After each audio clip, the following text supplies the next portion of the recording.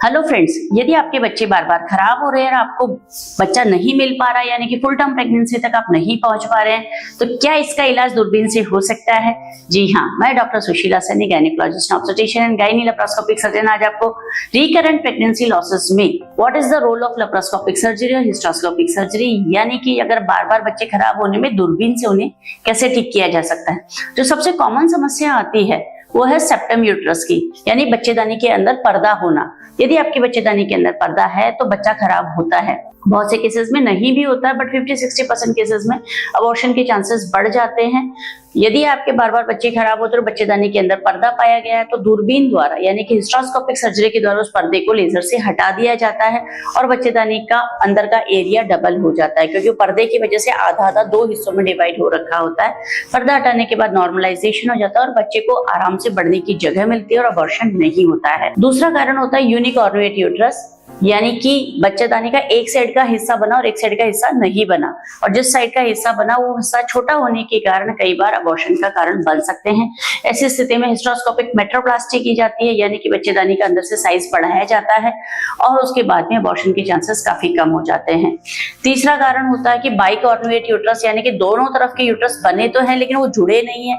ऐसी स्थिति में आधे यूट्रस के अंदर ही बच्चा लगता है और आधा यूट्रस खाली पड़ा रहता है। इसके अंदर भी यूनिकॉर्नुएट यूट्रस जैसा ही बिहेवियर होता है, यानी कि उसको जगह बच्चे को पूरी नहीं मिल पाती है और बच्चा ग्रो नहीं कर पाता और बीच में उसका अबॉर्शन हो जाता है।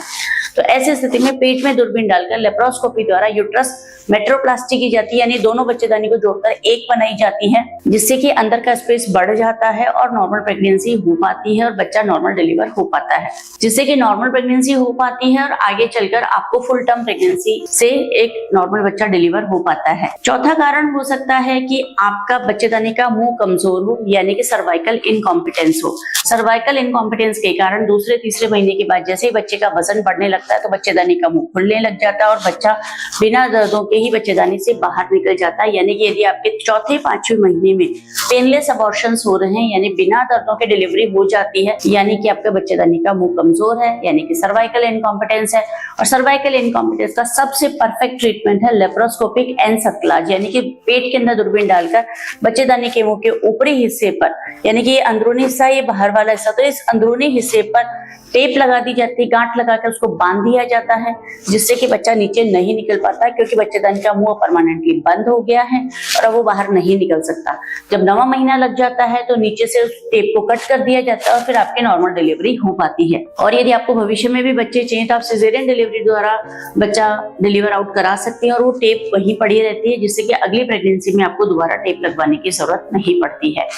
तो ये तो बात हो गई बच्चेदानी में जन्मजात खराबियों की, जिसमें कि आपका सेप्टेट यूट्रस, बाइकॉर्नुएट यूट्रस और आपका यूनिकॉर्नुएट यूट्रस और साथ ही साथ सर्वाइकल इनकॉम्पिटेंस।